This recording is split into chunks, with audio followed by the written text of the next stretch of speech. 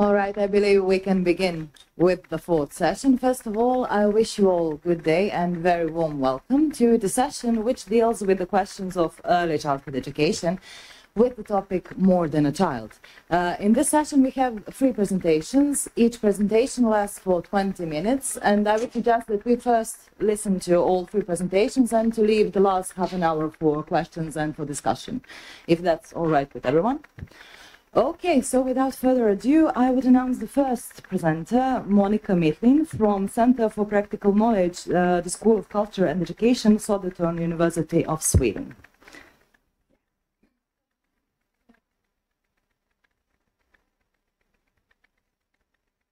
I am from Sweden, which you should be aware of when I speak of this subject, because I think it's important that it's a Swedish context, and perhaps you don't recognize certain things, or perhaps you do, and we could share afterwards. But I wrote something down when I heard Carla Rinaldi speak now, and that is that documentation started as a radio thing in the Swedish preschool and came into the curriculum as a method.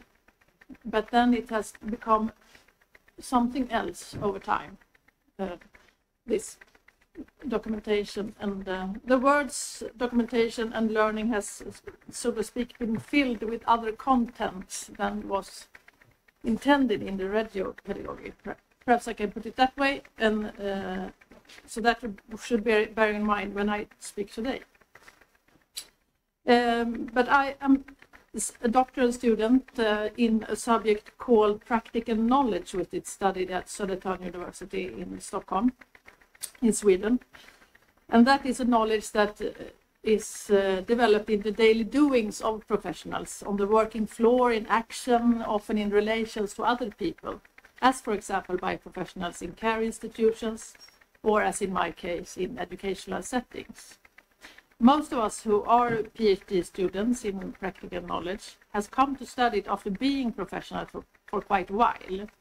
And the overall ambition of our research is to make the tacit knowledge that is practiced, developed and met on the floor by professionals to in some way speak, to be reflected and verbalized and possible to share.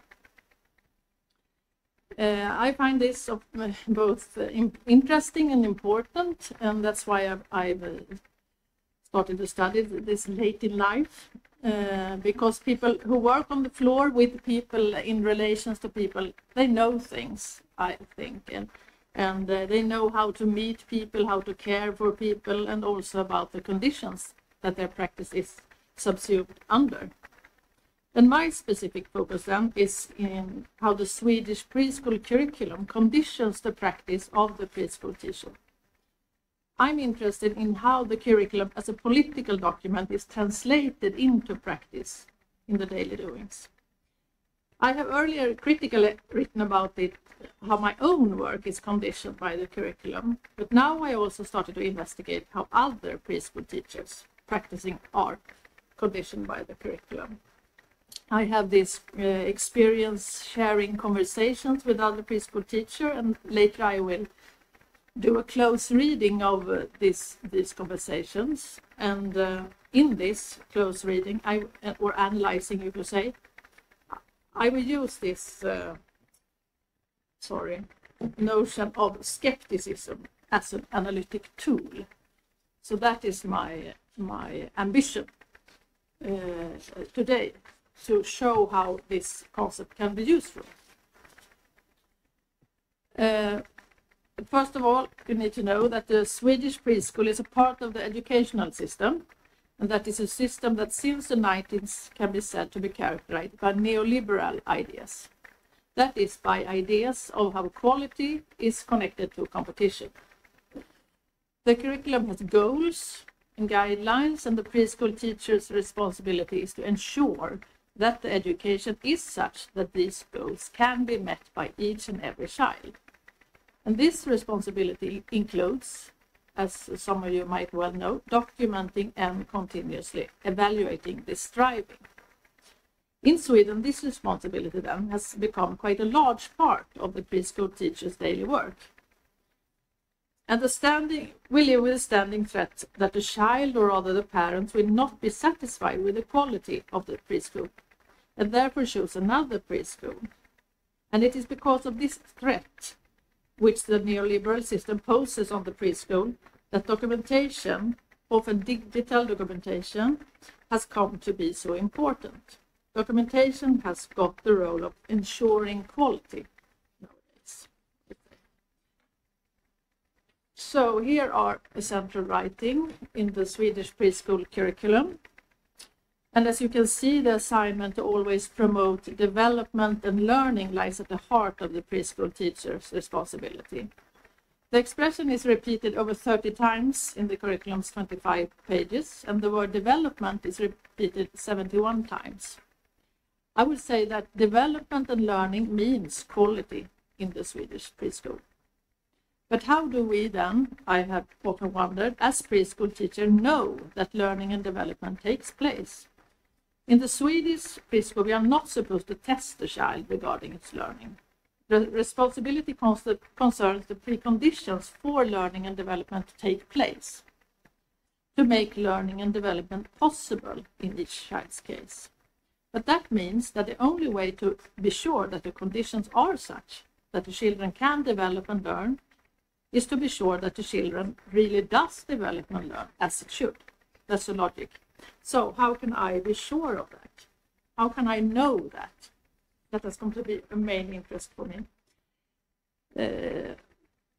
Okay. Cavell's concept. Excuse me, of course. Right now, in my research, my focus lies on this idea that documentation is supposed to ensure that development and learning take place, as said. And in this, I have been drawn to ordinary language philosophy, and how this philosophy has been developed by the American philosopher Stanley Cavell in his reading of foremost Ludwig Wittgenstein. It is in Cavell works that I have found this intricate elaboration of the notion of skepticism, which for me, as said, makes it suitable as an analytic tool in the preschool context. Cavell's skepticism has helped me to understand both the assignment to document and the more daily happenings on the floor with the kids. But today, as said, I will focus on the concept how it has helped me to critically understand the assignment to document. And in this, then, I will also draw some learnings from the French psychoanalyst Jacques Lacan, who has also made comments on skepticism. I want to involve Lacan because I find him in some way complementary to Cavell. Leaning on Lacan, I can use the concept of skepticism in a more politically radical way. It's not intention. Okay, Cavell's concept of skepticism is very rich, very complex, and I am still in the process of understanding all its implications. It originally stems from Descartes' famous doubt, and how this has since been handled in the Western philosophical context, not least via Immanuel Kant. How can I be sure that the world exists? How can I get knowledge of it? Knowledge that is in some way ensured. Cavell's interpretation of the concept stems from Descartes and Kant, but as I read Cavell, his focus is in many ways on what drives skepticism. That is, what the skeptic really wants when he is doubting. Elaborating this, Cavell turns to Wittgenstein's discussion of the relation between knowledge and language, which means that he, with Wittgenstein, is interested in the human urge to express certainty and knowledge. That is how we use language to make our world, our reality, and our interpersonal relationships in that reality a safer place as skeptical human beings. Or as Cavell also expresses it, as separated human beings, longing for certainty and safety. I think you should keep in mind this language thing when you listen to Carla Rinaldi. He put it a step there, to put things into language. I have, inspired by Cavell, come to call this our existential epistemological craving, which, as Cavell sees it, lies at the root of all skepticism. But in language, there is also, despite the bad odds then, this temptation to express both existential and epistemological certainty. A standing temptation to claim that language can take its own responsibility for its meaning, and thereby make oneself as a language user deaf to others people's way of using language, and instead say, this is how it is. And it is actually in this temptation that I want to locate the drive behind skepticism, Cavell skepticism, in the often unconscious urge to, through doubting other people's language users' criteria, make the world a safe place for oneself. Descartes ensures himself and his existence in the world by saying, cogito ergo sum, I think, therefore I am. But what kind of place is that? Very lonely, as Cavell noticed. So, I'm very sorry, but I missed to. Oh, sorry.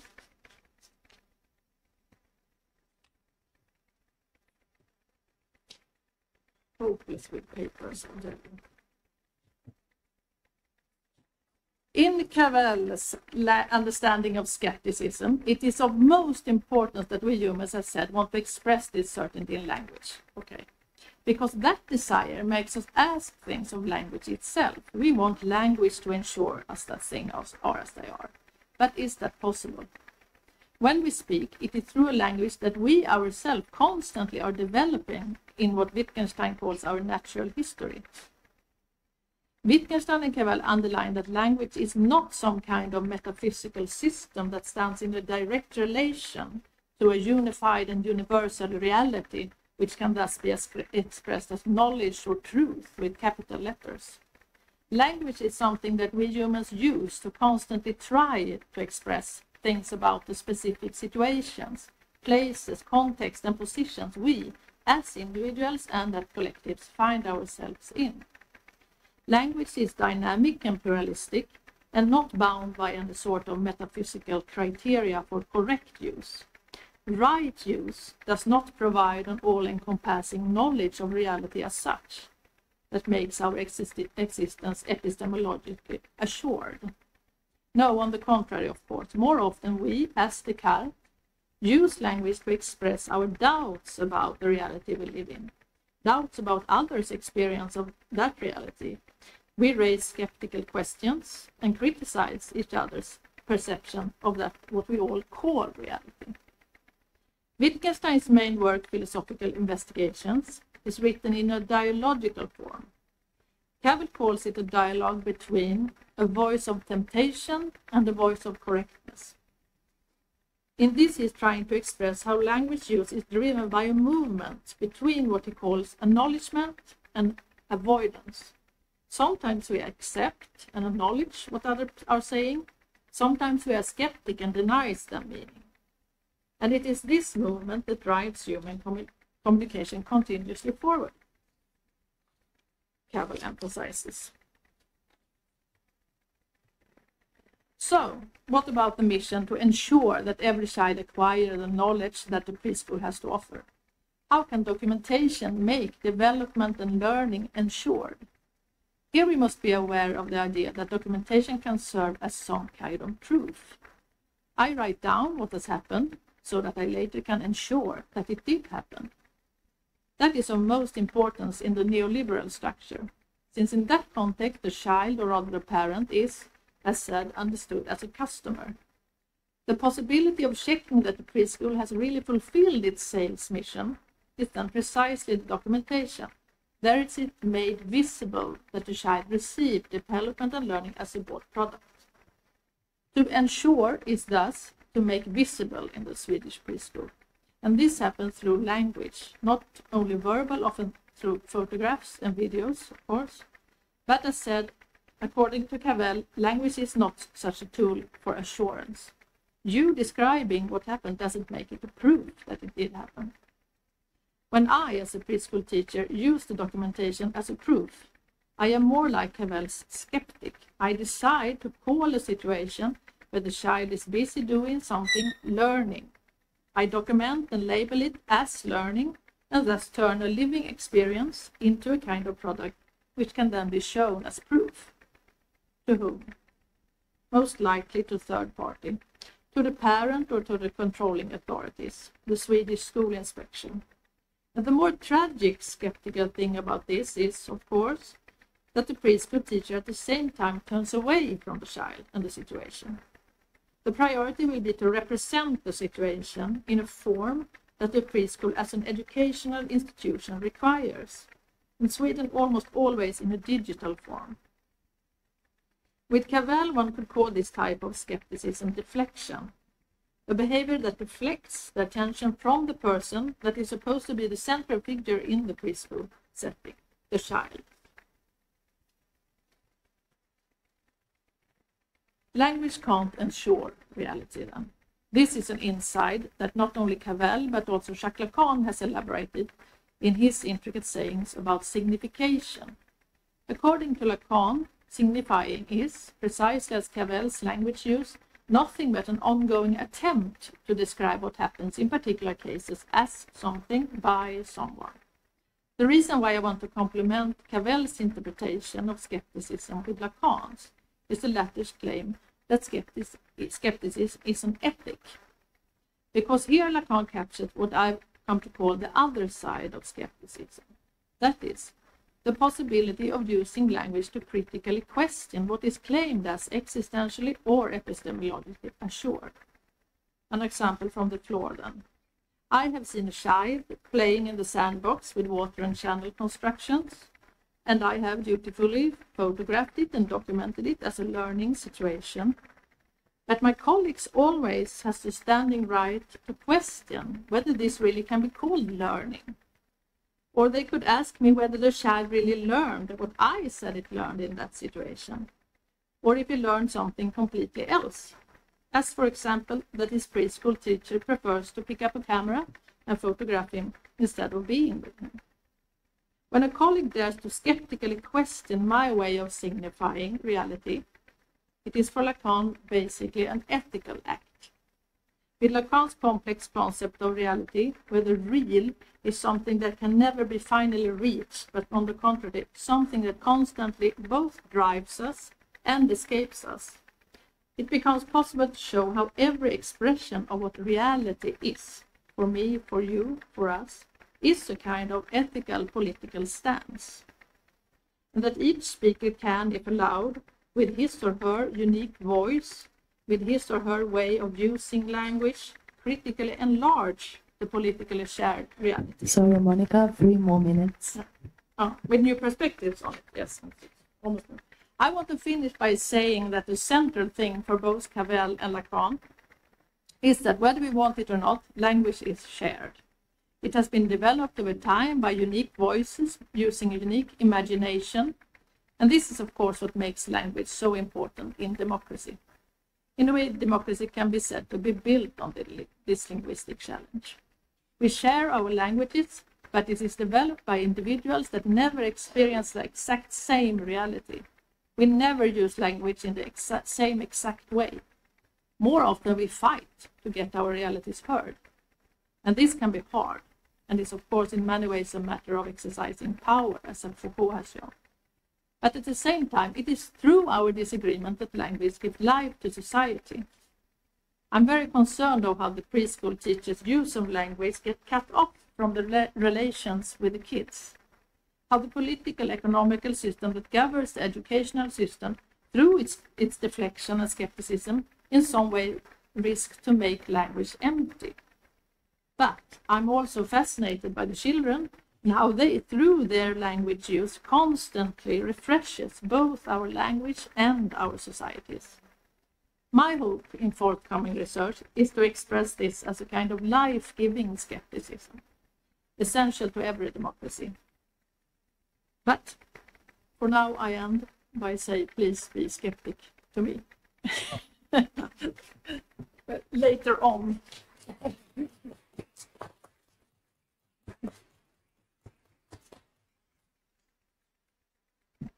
And we were a little before the time, so that was very effective. Thank you. All right, so please just write down your questions and comments, keep them for after. We continue with the next presentation, and that is colleague Dragana Purešević from Department for Pedagogy and Andragogy, University of Belgrade.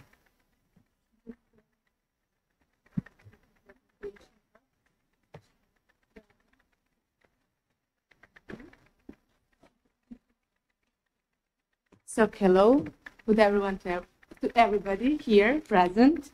And for me, it's a great honor to present today on this conference. The topic of the paper to be is the Pedagogical Almanac, experience from the student practice. First of all, I will just give the brief context of research. So the context is that on the Faculty of Philosophy, University of Belgrade, at the Department for Pedagogy and Andragogy, the course of Preschool Pedagogy, every year with the third year students at that course, we have 2-week professional practice at the kindergarten Zemunski Biser in Zemun, that's in Belgrade, for they that don't know where is Zemun. That is our teaching base, and these 2 weeks are quite intensive, designed to support students to contribute authentically to their participation in the kindergarten. So we work with them in the field, if I can say it like that, and we believe that this experience highlights their autonomy, proactivity, and critical self-reflection. And puts aside that always bothers us, that conventional assessment of student work. So at the beginning of student practice, they all have 10s, A's, like, yeah, they are here so they can confirm it. And that is the highest grade. So they don't have that stress about marks. And we are there to work together with practitioners, with children, to think about how culture and structure can change institution, and we try to change institution through thinking about the culture and structure of it. So this kindergarten, Zemunski Biser, has 16 preschool teachers, 8 preschool groups, and 4 pedagogists that work or pedagogues that work in the field. But the focus, like I said, was on how pedagogues have their experience of student practice through this time, and we had three perspectives, 40 pedagogy students, 4 pedagogists in kindergarten, and 3 pedagogy teachers. My colleague, assistant professor Nevena Mitranić, that was with the big cold in that time. My colleague Bojana Milosavljević, that was and is teaching assistant and PhD student, and me in that time teaching assistant. And I was very nervous because I was in my final with my PhD dissertation, so full of stress, and we are like a big mess in that time all together. In that time and now. Through this journey, each of us form a unique experience of ourselves, others, the contextual curriculum in the kindergarten, and what is education for us. So I will begin with a different way of doing practice and how we imagine that practice should be done. We had the opportunity to plan learning situations or project that we name it in our curriculum, to plan with the children and by the children and preschool teachers to actively contribute. Our contribution was in terms of participation and to support for development of the projects. So truly taking the role of pedagogues in each of projects. So to like be present in the time. The photos that I will show you, and you have so much photos in there, were some of the products creating during this learning situation, which of course were not the main goal, but serve us to communicate that learning is a lived process, not just cognitive repetition. The products should align with the themes that children are exploring in kindergarten and demonstrate that the children learn through all their senses, like Carla Rinaldi said. You can see the various installations that children, preschool teachers, and our students and us created with them through the process, like sound installations, different use of semi-structured materials, play with light, and we opened that opportunity to play together and to explore. This is like a different way of expressing and experiencing student practice and different understanding of the role of pedagogue. Not usually imaged like, I don't know, external controller or invisible administrator. That is like the main point of our understanding who is the pedagogue. But someone who is proactive and involved in everyday life situation in kindergarten. In this understanding, we can see student practice like the concept of pedagogical praxis, like you can read it. I will not read it for you, but it's a triangulation, practice, beliefs, theory, all there mixed up, and how we work there in practice. So we try to catch those three different perspectives and their experiences through photograph that we catch all the time the process and all the time that 2-week intense week of preschool practice that we had. Like photography are represent intensity and diversity of their and our experience, and we create from that vignettes through deep conversation and deep discussion that we had about key moments that we captured and that was something that was important for us. So you can see what are the vignettes, but for us it was very important to catch that moment that for us is like aha moment. So what experience made of is our question in the context of student practice. What are all those various experience from these of three perspectives? And I will briefly show you what we actually have.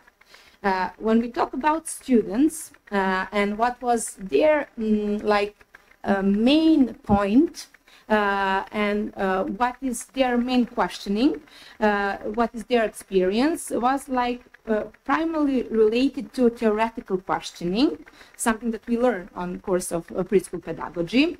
What is this child? Who is the child? Always re-examining the own role in that process. How we as pedagogues can support that child that we know all is full of potential, like Professor Rinaldi said, is competent, a researcher, all those big words in one stand. So the concept that also, like I said, is presented in Regio Pedagogy as the rich child. So our students had the opportunity to be with that children and to listen and to learn how they express with their whole body, not just verbally, with that 100 languages, different languages. So always thinking about, okay, I know in books what is the child, but how it works in practice. Of course, our education is focused primarily on cognitivistic learning and teaching, something we can find in PS's term learnification, I would say, while here we are specifically saying that learning is indeed a transformation of participation, and those are quotes of our students, and that learning happens constantly in all situations, not as a separate activity. They said that we cannot transfer knowledge about cooperation, friendship, empathy, the big words, to children, but we need to live it. I will add, we live it through quality relationships that we build in institution and explicit culture of institutions through their norms, values that we all promote in education through our curriculum. As I said, they constantly question what is their role as pedagogues, and that's reflected in the way how they do things, and how they worry about things, and how they share that impression with us, with children and preschool teachers and pedagogues to work in preschool institutions. They said that sometimes you need to see and pay attention of small details, of structure of things in the institution, of environment. They are all like your allies, not just people, but like materials. So that is for them how they do things and how they think about who is the pedagogue. As it for our pedagogues, and how they see, and from their perspective, what is their experience of the student practice that we were like going through all together. They talked with us about practice and contextual curriculum is a living thing, that everything is always in motion, it's always rolls. Sometimes it takes a few steps forward, sometimes it stagnates, and sometimes we even move backwards. In relation to that, our pedagogues tells us that everything always rolls, but that what stood out to them from the experience of the practice was the opportunity to talk with the students, you can see the quotation here, about these dissonant tones that show that every change in education requires a lot of work, and it's always it isn't always pleasant, highlighting the current educational reform in preschool system in Serbia. So for them, their experience is bound with the wider context of system reform, and for them was very important, and their aha moment was how we talk about that dissonant tones and what we do in practice to overcome that problems. Yeah. So for us, like teachers at the student practice, was like, I don't know, difficult to say in one word what is our biggest expression. So my colleagues wrote a poem about that and gave that to me, like, I will summarize my thinking in one poem, so you can see it. My colleague and me were like always questioning what is our purpose as a teacher in that situation at student practice. Do we need to save a day? Do we need what to do when we are not in the classroom, when we are on the field? What is our now role? So the purpose of us as teachers was our experience of that student practice, or it was like something in between. This G went down, okay, something in between. For us was like small things, when we drink coffee, when we chuckle together, when we are in corridors, in those non-formal situations. For us, that was our experience of learning, experience of student practice, and this is the way how we learn together. For us was the greatest thing that our students were in some point like we can help each other to build a bigger puzzle, and we help each other in that situation. So that was the question: are we necessary in that student practice, or they can manage by themselves? But we had and our experience of that student practice is full of antagonisms, and my colleague wrote again the poem about that. They like to write poems, and we found in that situations numerous antagonisms. We have noticed, like with the rules set in the kindergarten, which adults use to demonstrate power and dominance, while children reveal those same rules to us, helping you to survive or become part of the community. So you can see how the rules, the set of rules can manifest different when you see adult and when we see children. But at the end, we can say that, and the question of the purpose for us was easier when we shared impressions together and when we do things together. So when we are part of each other and the part of us. So this is, I would say, the main point of our experience of the student practice as teachers. In the end, I have 5 minutes. Okay, I will be short. In the end, from everything we have experienced through student practice, we can say that there are certain points of connection that reveal the kind of education we actually need, not just in preschool, but in education in general. So, education that we need. This understanding of education is more than just a child. That child-centered pedagogy. It's more than individual. It's about relationship that we build in this situation of learning and the opportunities that we create in education to have diverse experience that enrich us. So we need education that has that creative potential. On Serbian, it's much fuller when you say stvaralački potencijal, and has different connotation, but on English we say creative potential. We don't need test-based education or histology education like Malović says, or prophetic education, also emphasized, where the only thing that matters is the grade and the predetermined path. So there is no space for research, for thinking and doing unknown. We need education with a clear purpose that doesn't separate theory from the practice, and the education that we can proactively contribute to the community of teaching, not just of our preschool, but much wider of society, because we are not separate islands in that process. Education is always, of course, ethical question, and we need education that has explicit values, understanding of child, who is the child, what is the child, what we want from institutions, and what kind of education that we want and we need.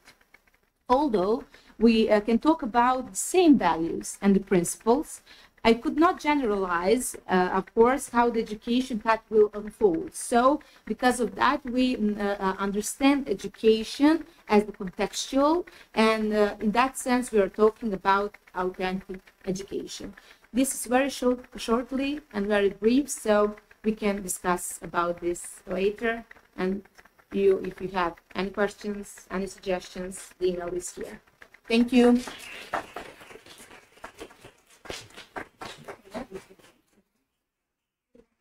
All right, so this is highly efficient session. We all finished before our time, but I believe that our last speaker will actually use quite a good, some 10 minutes more to have. All right, just to announce the last presentation, there should have been two colleagues with us. Unfortunately, Milijana Lazarević is not with us today, but here is Marija Malović, who works as pedagogue in Zemun, preschool institution Dr. Sima Milošević in Serbia. So, thank you, Nevena. So you saved me a few minutes. Thank you for attempting this session, and please have patience for my first few minutes, since it's my first time in English. Please don't record first 2 minutes. Okay, so I will speak about shared played experience in kindergarten. In this research, my colleague and me, we were attempt to analyze the pedagogical potential of space in kindergarten through examining those shared played experiences. And I will try to speak as a practitioner, not to be too theoretical, because I think it will be more interested for listeners, and I hope we will have a chance to write a paper and then be all scientific and all. So, to begin with science and theory background, mainly our theoretical framework was the work of Merleau-Ponty. And for saying that, you will see in our research, we attempt to understand the body as the foundation for experience we all have of the world, and that body actually shapes our relationship with our environment, everything around us. So two main concepts we had in mind through this research. First one is embodiment, that says that actually body is not the object, but a part of the subject that objects the world and connects with everything around it. And intersubjectivity, because those experiences that we can analyze through analyzing the messages that body sends in the context of our research. We did not evaluate them as separate experiences, but we try to focus on relations between children, children and adults, children in place and space. And you will see that through the research I will present today. So as for methodology that we used, first of all, visual ethnography was our research approach. That basically means we took a lot of video material and tried to analyze it laterwards. As for research context, we did this research in a preschool institution that I work in. It's a preschool institution, Dr. Sima Milošević in Zemun, in one kindergarten. And our participants were 18 6-year-old kids, one group, and two teachers, two preschool teachers that works with them. As for the research process, we spent a whole day in that kindergarten, both of us, Milijana and myself. We used 3 cameras and couldn't document everything that was happening all around. So I was thinking when Professor Rinaldi said that back in the 70s they didn't have cameras, I was wondering how they did what they did back then. So we filmed in 3 different spaces: in the room, in the common area where children also gather, play and experiment and everything, and in outdoor space at that kindergarten. And as for the process, so we gathered all those video materials and analyzed them together with the teachers who were participating in this research. And through common understanding, we formed some topics that I will further elaborate now. So those are our key topics. And of course, those topics are really connected to each other. They're intertwined, and you will see that when I present the results, you cannot draw the straight line between those themes. Like Dragana said, you can read it, and I will go one by one. So let's go for the results, so we have time for everything. So the first topic is the dynamic that different spaces have. So like I said, we filmed in a room, in a common area, in the kindergarten, and outdoors. So the room, in this particular kindergarten, in this particular room, has really good spatial structure. We have, I don't know the number, I cannot count them now, but we have a lot of different well-designed areas in which children can gather and focus on doing something. You will see that through photos later. Those areas are well positioned in the room. The teachers really put a thought into that, where every area should be placed, and they equipped areas with a lot of non-structure, semi-structural materials, so children really have a good organized space here. So from that space, what is happening when you organize space like that? First of all, children are engaged and focused in play or research within different areas. In every area, you can see the focus on assignment. And let us be sure that those assignments are not given to them. Those are assignments they choose to do. In every area, they can use different language. They can do different things. And in every area, you can see that real focus on what they are doing, and they are mostly doing it together. The second conclusion we came up with when we filmed this space, the room, is that you can see collaboration between children engaging in those spaces. Rarely you can see a child playing for himself or herself, but mostly they were engaging in shared experience through play and in some kind of collaboration. I hope you can see that. You can read that from the photos I actually screenshotted from the video materials we have. Furthermore, we can see that children can freely circulate among those different areas in the room.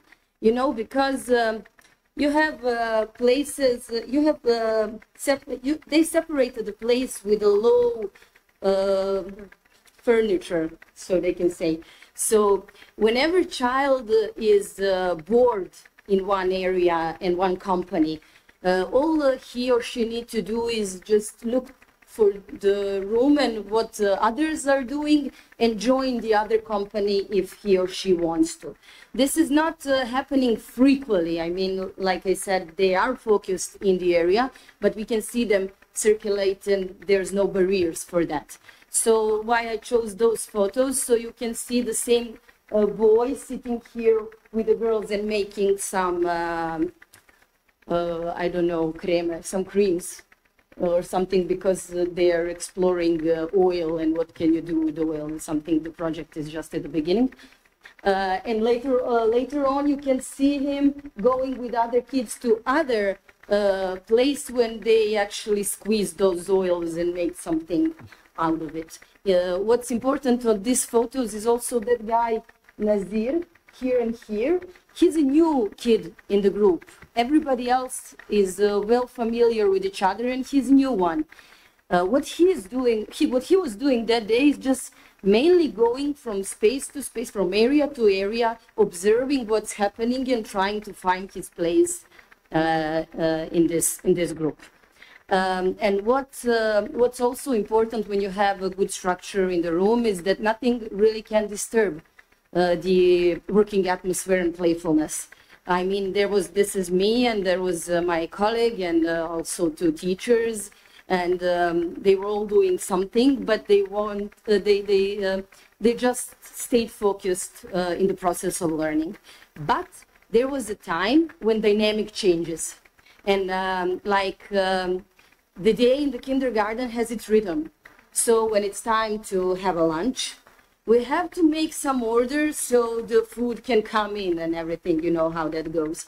So see, before lunch, two boys were just engaged in construction, and when it was time to start collecting those toys so the food can come in and everything, they started throwing blocks on each other. So I should say that that was only soft blocks, and it was only after confirming with the adults that it's okay. We won't tell them to stop. So in concept of embodiment that I was telling about when I was explaining theoretical framework, we can read from their bodies that they need movement. They actually need movement. Okay, they stayed focused like for 2 hours before that. It was like pretty calm atmosphere and everything, but like around 11 o'clock this was filmed. They really start showing that they need to move. They need to engage with their bodies, and you see the happiness on their faces, like that they're allowed to do something in that matter. So that's a brief about dynamics in the room. About the dynamics in the common area, we have the same structure, but it's just one area. There's no place for two groups of children to play there. There's just a place for one group. So you can see, you can either sit and play here in an imaginary laboratory, and you have a desk near. It's pretty narrow, and it's just for one group of kids.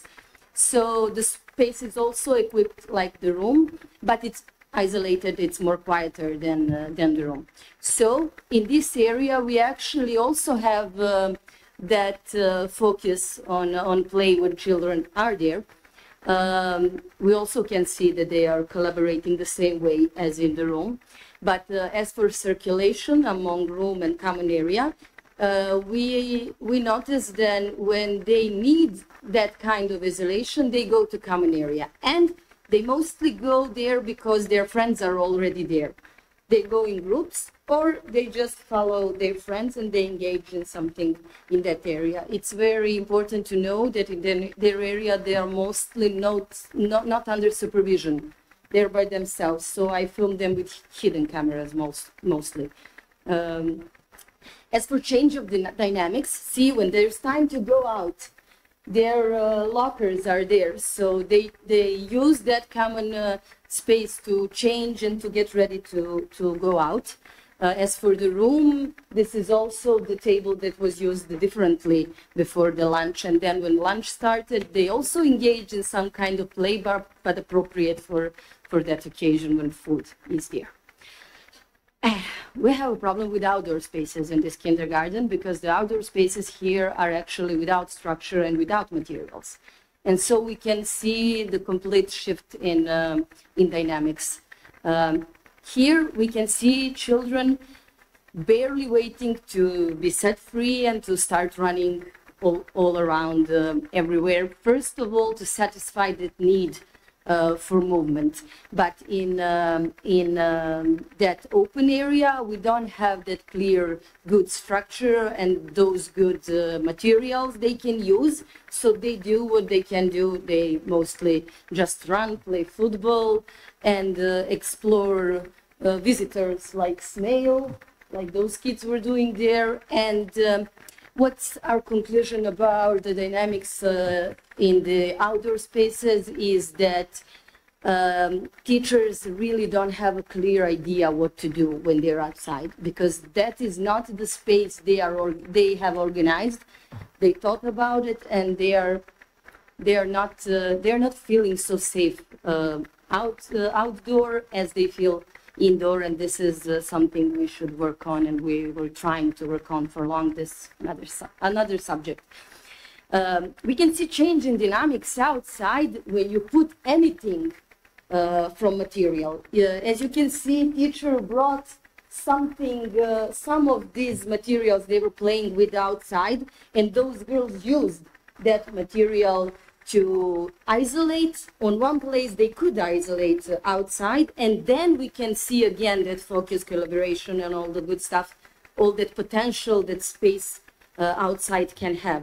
It's also the thing with those two kids who brought some toys and again had something to do with themselves while they were outside.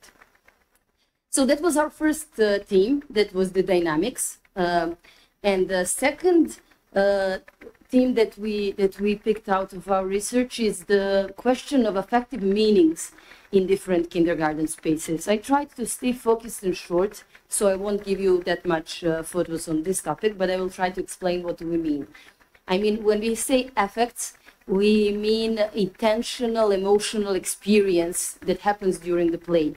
And we can read them in this kind of research. When you film a situation, you can actually read from a child's body those intense emotion that happens, and those intense emotions actually shape the interaction they are in with space, with material, and with others.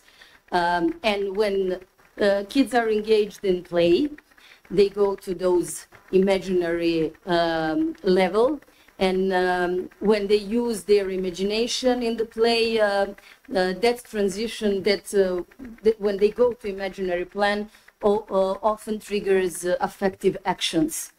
And affective actions actually represent emotional way of relating to reality, and can mark moments where connection between children's past and new experience are actually established. And I will try to point to some photos that will assure you that this is actually like I said.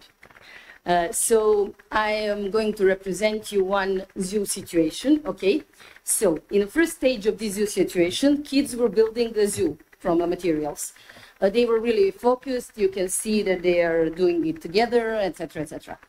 In other phase, like sometime after, wild animals just destroy that zoo. I mean, that's the same need for body action, for movement, and also they were interested in building, not in symbolic place. So they needed to destroy this so they can build it again.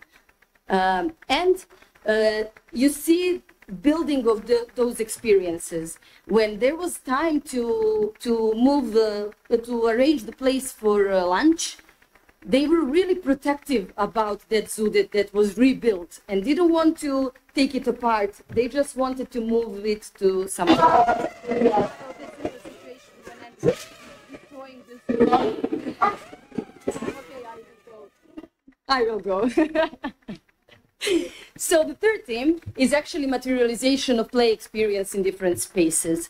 What we should say about this topic is how important it is that we have enough unstructured and semi-structured materials, because they really allow children to materialize their play experience, and importance of keeping those products that children make in play, so they are really attached. And this situation actually showed us that this girl made the food in one area and then going around the different construction area through the room and sharing the food with others, and they were joining her in that imaginary plan thanks to that materialization through materials in the room. And the last topic, I will try to be short, but I think this topic is maybe the most important, is the role of adult in all this deciding of pedagogical potential of space. I mean, we cannot think of pedagogical potential of space without actually examining the role of adult. And in this research, we have 4 semi-topics. We have more, but for the sake of this presentation, I will show you 4. First one is adult has a big responsibility in organizing those space and materials. Like in that common area, you see the situation when girls were playing down on a bench that was small. And the teacher just noticed that, realizing that they needed bigger table for what they are attempting to do. She made them some materials. They needed to make a catalog for those creams they were made in before and something like that. So she just engaged in helping them go to that more comfortable space when they really stayed put and did what they enjoyed to do with those prepared materials. Other topic is supporting play. Those kindergarten teachers we did research with are highly responsive. So the children made that good quality of relationship with them. They are not shy to ask for help and everything. So we can see that they are always handy when they need something to put oil from big bottle to smaller bottle so they can handle it. Or this teacher said to us, like, when children draw something, they usually ask for them to find the pictures on phone. Then they choose what picture they want to draw, and then they do. I was thinking whether I should mention it, but this guy is on autism spectrum, and you can really not tell that by examining the atmosphere in the group because of the responsiveness of teachers and the good organization of the space. He just found his place, and dynamic was all fine. Yet another, I have 2 more and I will be quick, is expanding play by involving children that cannot find their place. And this is just, like I said, this specific guy has the difficulties of engaging with others, but teacher is actually a connection that help him be a part of smaller groups. We have other situations similar like this, but I choose those photos. I think they really represent her role in that in that area. And for the end, the last subtopic is expanding play by giving them new ideas. Remember the zoo situation, and when the zoo got destroyed, like children were explaining how did that happen. She was asked, "Oh, what happened? You spent like half an hour building this. Why is this ruined now?" And they were explaining, "Okay, they were wild animals. They destroyed this." And she was like, okay.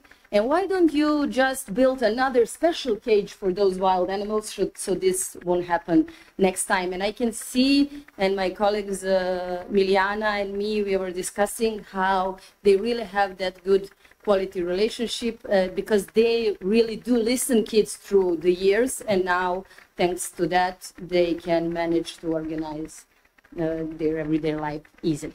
So here are some findings for the end. I think we will try to elaborate them further through a paper. And now, actually, if I'm done with the time, I won't read this. Let it just stay for the end. I stated everything that's written here through my presentation. Thanks for your patience. I don't know.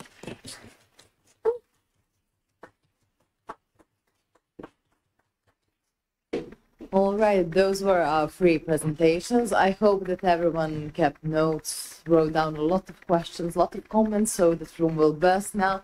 So I give you the floor now, if we have any question or any comment, just to start discussion, right? Just check if the microphone works or this one. Jovana, možda da je dati taj, možda je sigurnije. Da.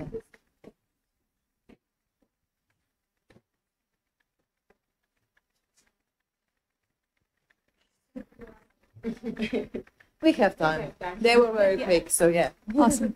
Can you guys hear me? Yeah, I think it's working. So I had a question for Monica. I was wondering, because in the Lacanian framework, the reason language makes the real elusive is because of signifiers. And so if we look at the possibility of documentation, you think that the reason, perhaps clicking pictures or other ways, it can get you to the real more quicker? Is that what you were trying to say? I don't think I necessarily understood. On the contrary, so you're focusing on the signifiers to somehow make things more clear? Not sure. That's good. I think it works. Lacan uses the concept of signifying, and I'm interested in language, but I use often people talk about signifying as verbal language. This is kind of unclear distinction for Lacan himself, I think. But what I find important in Lacan's observations is that its signifying is an attempt, always. And the concept of the real for Lacan is a very intricate concept that stems from something that you have initially lost or that even doesn't exist. So it's not connected to reality as such, as we talk about reality here today, something that you are talking about. But still, I think it's interesting to think of with this brain science and all, we all conceptualize, perhaps I should say, reality in different ways, what we live in, and it's constantly in flux. I guess the point was because Lacan has that quote where the truth is never something you can grasp, but there's still a way in which language does grasp it or tries to grasp it. So I was just wondering, how do you think documentation in particular helps you get to the reality of the situation or whatever you're saying? I don't think my critique is that documentation does not have an easy access to reality. Yeah. I see the Yeah. point now. Yeah. Okay. Wait. We have a question.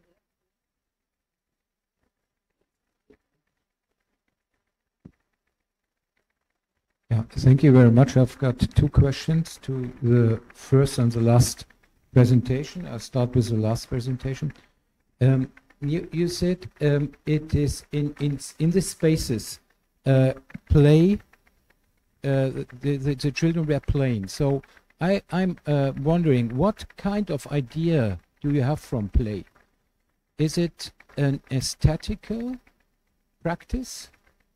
So do they do like perhaps do they have their own rules and act like actors on stage, or what is it?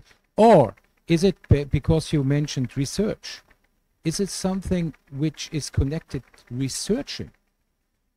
Or you mentioned Merleau-Ponty and embodiment. It's about building up a körper scheme.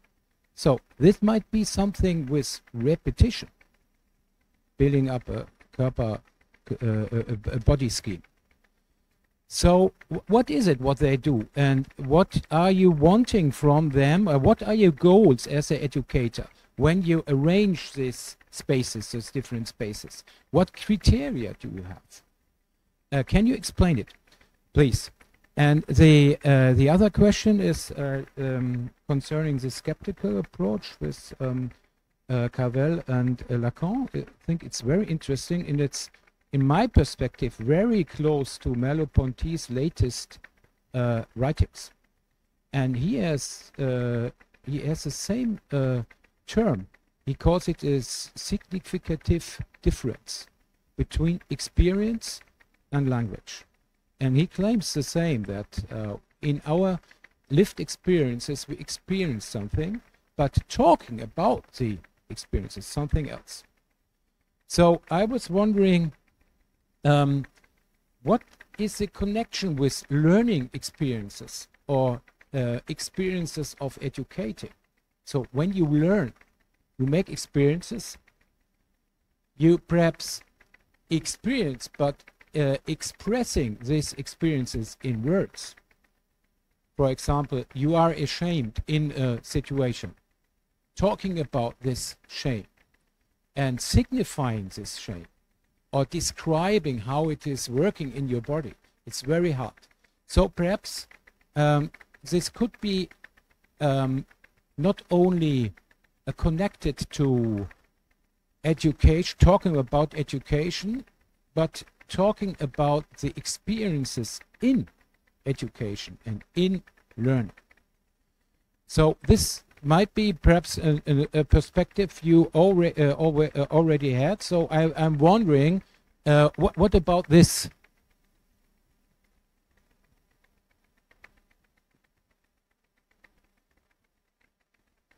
Okay, thank you for this question. I mean, I really expect that some participants here are really fully aware of what I was thinking about organization of space and how do we understand play, because we actually share the same understanding. But I appreciate that I have a chance to explain it to someone outside of our system of preschool education. To begin with, when we arrange those different areas in the room, we start with the idea that children actually speak 100 languages, like Carla Rinaldi said. And actually, we try to organize different areas in a different ways, equipped it with different materials to allow children to engage differently in those different areas. Like, for example, you can saw in those pictures that in one area, kids have a lot of materials that allow them to construct, to build something. So they do it like they engage in play that for them has the meaning of building something. In different area, they had a chance, like it's a thin line here between play and actually research. In other area, because like I said, kindergarten teachers just opened up a new project that they will develop with children. So I think 3 of those areas were organized like that they put the materials in to inspire them to research the topic. They just opened up, and it's something about oils and everything. So they gave them. So my question is, what do you do then as educator? They play football or they play something. To make a research on this, you have to stop it. And ask the children, what do you do there? Or do the practice of playing is something else than the practice of researching the play. So you have to engage the students or the children to do something else than playing. No, well, actually, in our kindergartens, we can engage with children in situations of learning and exploring through those projects, but also we can have children have play that is not strictly related to the topic we are researching. We have open play, and we have a play that is somehow arranged or inspired by teachers. We can inspire them by giving them materials and let them do with those materials what they want to do. Or we can give them ideas and let them develop their play or research based on those given ideas. So it's different in different areas, and it's not necessary to stop play just to engage in something that we consider meaningful in that moment. Like I said, in open spaces there, in that specific kindergarten, kindergarten teachers are in difficult position because the place is not structured well. So it gave them problem with organization, with the dynamics, and actually with engaging children in shared play, like we have a situation in the room. So I hope I gave you the answer why we organize the space in the ways that we gave children different areas. Those areas are not big enough. They are, but not small. They are just, we left them just enough space so they can come there in small groups and engage in something together. You know, because when you have a group of children, when you have 10 children, they will not be able to have those shared experiences in play. And as for how we understand play, it's very important to understand those shared experiences and that when they are engaged in play together, children are in some kind of state that we call imaginary plan, and they share that imaginary plan.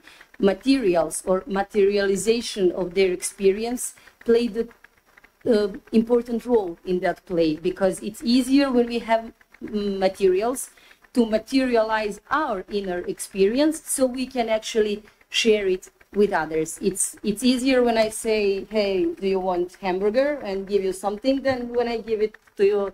Like, I can't give it to you empty-handed. It will still go on if there's a motive and everything, but materials really help in that process. And a variety of materials that are unstructured actually really helping children engage and having those shared experience. In this research, our focus was on shared played experiences, and we were trying to explore how actually the space and materials are helping children engage together in play.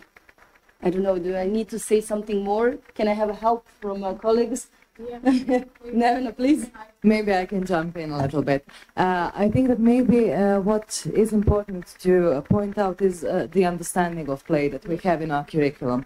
And the point is that play is not an activity, but an approach to anything that you do. And that we have this theoretical underpinning that the focus of play is that you are able to transform your environment and your actions according to the idea and not to something that is the reality. Like this, we call it capacity of flexibility, and it is considered to be like the main capacity of human beings, theoretically. And that is how we actually understand play, and that's why we approach play as being a research process as well, because you transform something and experiment with something according to the ideas and thoughts. And also, I think maybe Marija knows this much better than me because she deals with space.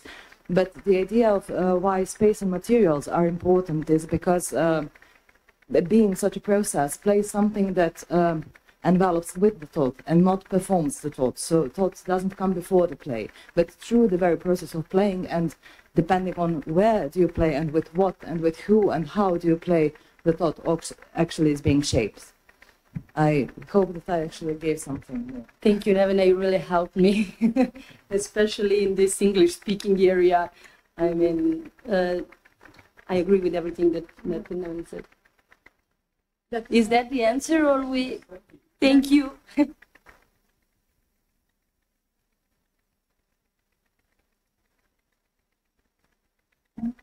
Okay, thank you for pointing out the connection to Merleau-Ponty, and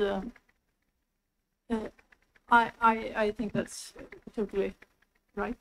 The little I have gotten to know Merleau-Ponty, but my institution is very influenced by phenomenological researcher or thinker from that period. But I've come to, in a way, come more and more alien to the phenomenological approach, because I think what I have started to notice during my working life is that concepts constantly change their content. You can't catch what learning is. That was part of my idea here with this. And then the Kant has this idea of that signifiers are empty in some of the seminars. That's something that keeps. It has a form, but the content is constantly changing in our interaction in using this. And I think learning is quite a good example of that, because today we heard Carla Rinaldi's definition of learning, and yesterday we heard Vesta's definition, and they doesn't fit with each other. And so I think it's interesting to see what happens when people take power over concepts and say this is learning. That's what started to fascinate me. So I can't really answer then the question of the experience of learning, because I think that is, for me, I can't even answer what preschool is. I have to ask people, what do you do in your place where you work? And then answer, and then I try to some way find an answer that is not it. Preschool is this, but it's Slavoj Žižek has a good expression that is parallax, a concept that the phenomenon is appearing in the different perspectives, but it is kind of nothing but still something, if you understand what I mean. So that is what I understand.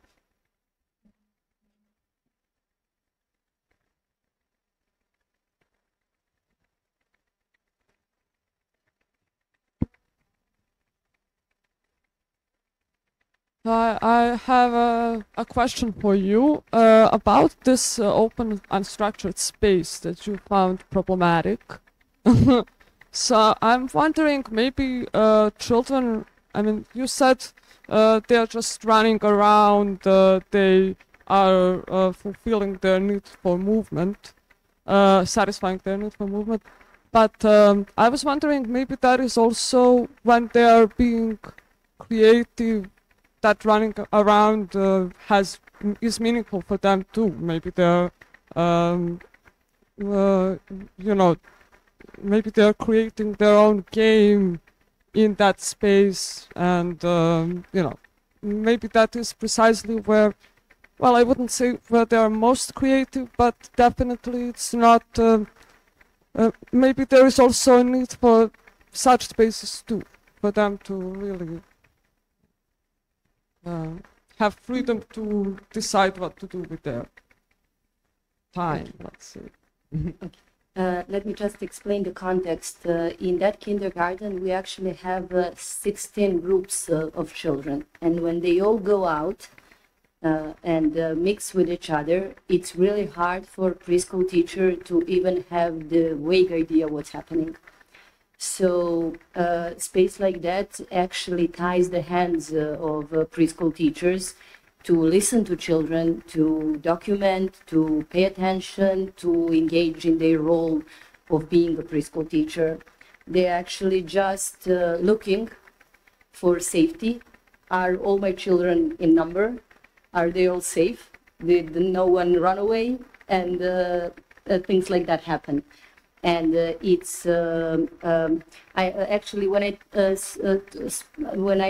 we had that group interview about this research with those two kindergarten teachers, and when we point out that need for movement, they explained to us that some days, not that day when we were filming, they actually use the common area for some play with movements, for dancing and something like that. I mean, it's a long day in the kindergarten. You can do whatever you, I mean, not whatever you want, but you can do a lot of things. So you can use some parts of the day to allow children to engage even engage, either engage in research with their body or in some kind of play that will allow movement.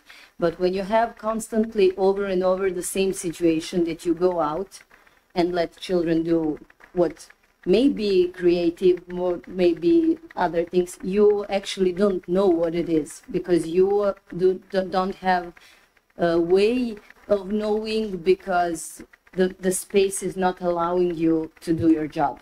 I mean, that's where I see the problem with that space.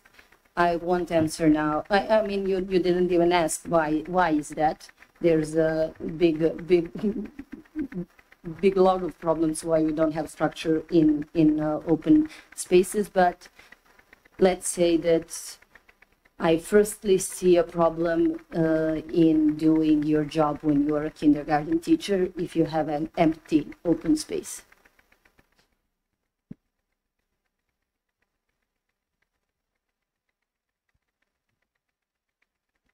So I have a question for Maria. I was thinking about the example of autism that you gave, and particularly the fact that you're using intersubjectivity as a framework. I think most of the time the reason shared play would be difficult for somebody with autism is because they're trying to do theory of mind, which is trying to read into the situation, figure out whether I'm allowed to play or not. And so do you think the fact that you're using movement, that is particularly what could engage people with disabilities or with autism into that intersubjective space? Or is it the role of the teacher? What exactly facilitates intersubjectivity for people that might be on the spectrum? Thanks. Actually, it's really hard for me to answer this question since I'm not that into the subject of autism. The moment I said autism, I regret it. Yeah, because that's the information preschool teacher shared with me. I'm not sure if it's actually on the spectrum of autism, or it's some other developmental disorder. I'm not that familiar with that area of psychology, to be honest. We have defectologists in our institution that help us understand children when this is in fact the situation. So, and I was actually thinking, since we do have agreements from parents of all of these children, including him, to share our insights and to share their names and their faces, I was thinking, was it fair for me to state it like that? But I wanted to say, and he's not the only kid with the developmental problem in that group, and even not the only one among those 18. I was just stating that because of the dynamics of the group. And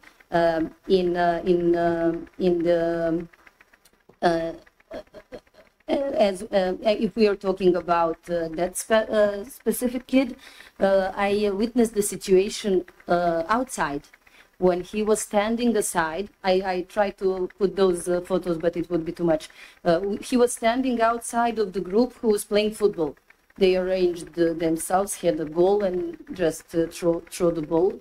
And the teacher was standing far away with me, and I was filming. She was just looking at them. And she saw that the moment the ball touches that guy's foot, he engaged in activity, he threw the ball back. And she noticed that. And she was like, throw the ball to him, saying that to other boys. And they did it without complaint. I mean, you can imagine that their game in that moment was ruined. She instructed them to do something that's not in their idea of playing the football. But since that guy is in that group for 4 years with them, they are familiar with him, they accepted him, they did that without any complaint. One boy, I didn't put those photos. One boy just put the ball near to him and he responded. I'm not that expert that I can say what is this experience, what this experience means for that kid. But what I know is that we work in a system where it's accepted to have when we tend to have inclusive environment and culture, and just live together in kindergarten, be together, and try to make the climate like that so everyone can fit in. I'm not sure that even the teachers or our defectologists are competent enough to to say what's the best for that kid. Just a follow-up statement. So from what you described, it seems to me that it's pretty clear the fact that they weren't using language, they were playing football, is what made the inclusivity easier. So it seems like motion and movement, it makes people come together a lot better than just maybe sitting in a classroom and talking. And yeah, thanks for those insights. Hi. Yeah, I have a question for Monica because I'm also working with Cavalians and Wittgenstein theory. I heard like toward the end of your presentation, you mentioned briefly something about children have the capacity to renew their language, and I very much agree with it because of the idea of infancies of language in general, that every time we make a speech act, it's always like an act of renewal or something like that. So I want to, my question is about like what is written in your title actually about our preschool teachers skeptics. So maybe I missed it or you didn't have time to elaborate on it yet, or are preschool teachers skeptics, like yes, in your title? Yeah. So the question why I chose that title, what was the question? Yeah, so the question is how, because I understand that the preschool teacher, like not only the children but also the teacher, should have the skeptical attitude in terms of language. So I wonder how it's interpreted among the teachers. Yeah. As I have understood Cavell's notion of the skeptic, it's a person who doesn't trust the lived experience that we're all in right now. So that was why I chose. But then Lacan has another definition of skepticism, and he doesn't. But Cavell specifically talks about this skeptic who doesn't have trust in the criteria for language and meaning that is among us right now, who clings on to something else or just doesn't trust it. And that is for him a tragedy, that we can't trust the thing happenings. That was why I'm thinking of learning experience. You have to dare to trust. There is learning here, but you don't have to fill it with your own interpretation to the maximum and tell it to someone else in documentation. But I think perhaps the title was misleading, since I then talked about Lacan's definition of skepticism, where the skeptic is someone who, if you use the word skeptic, someone who questions and criticizes what's happening. But Cavell's, we can talk about this later, about Cavell's.